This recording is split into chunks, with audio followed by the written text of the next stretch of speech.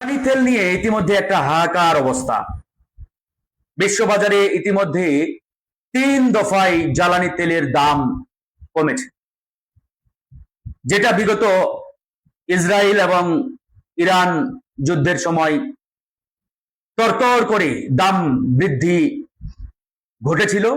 ঠিক সেখান থেকে এখন কিন্তু অনেকটাই কমেছে। আমেরিকা, ইসরায়েল, ইরান যুদ্ধের সময় দেখলাম প্রতি ব্যারেল জ্বালানি তেলের দাম প্রায় 120 থেকে $30 পর্যন্ত বৃদ্ধি পেয়েছিল। সেখান থেকে এখন কমতে কমতে এটা কিন্তু $70 থেকে $72 নেমে এসেছে, প্রায় অর্ধেকই বলা যেতে পারে। তো এরকম একটি অবস্থায় বাংলাদেশের জ্বালানি তেলের বাজারে এখনো দাউ দাউ করে আগুন জ্বলছে, মানে দাম কমানোর কোনো লক্ষণ কিংবা আলামত আমরা পাচ্ছি না। বাংলাদেশের বাজার সিন্ডিকেট যখন দাম বৃদ্ধি করে তখন তাদের বয়ান ছিল যে আন্তর্জাতিক বাজারে যেহেতু দাম বেড়েছে সুতরাং আমাদের দাম না বাড়িয়ে কোনো উপায় নেই। তো এখন যেহেতু দাম কমেছে, এখন বাংলাদেশের এই জ্বালানি তেলের বাজার সিন্ডিকেট এখন কিন্তু তারা তাদের ভুল পাল্টিয়ে বক্তব্য এভাবে দিচ্ছে যে আমরা যেহেতু বেশি দামে তেল ক্রয় করেছি, ওই বেশি দামে কেনা যে তেল, এই তেল তো আমাদের শেষ হয় নাই, তার মানে বেশি দামে আমাদের বিক্রি করে ওই তেলটা শেষ করতে হবে, তারপরে আমরা দাম কমানোর চিন্তা করতে পারি বা পারবো।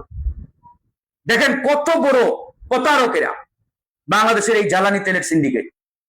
এখানে আমি মাননীয় প্রধানমন্ত্রী জনাব তারেক রহমানের হস্তক্ষেপ কামনা করছি। আপনি দয়া করে এদেশের জনগণের কথা চিন্তা করে আপনি অনতি বিলম্বে জ্বালানি তেলের দাম কমানোর ঘোষণা দেবেন। অত্যন্ত কষ্টে আছে।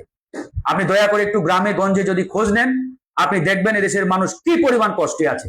1 litre diesel, petrol, octane, kerosene তেল যেটাই বলেন না কেন, বাজারে কিনতে গেলে মাথা ঘুরে যায়।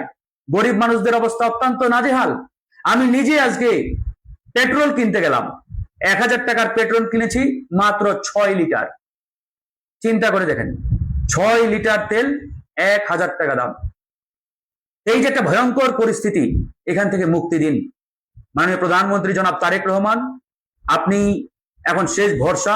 যেহেতু আপনার নির্দেশ ছাড়া বাংলাদেশে কিছুই হচ্ছে না, আপনার নির্দেশ এখন অত্যন্ত প্রয়োজন।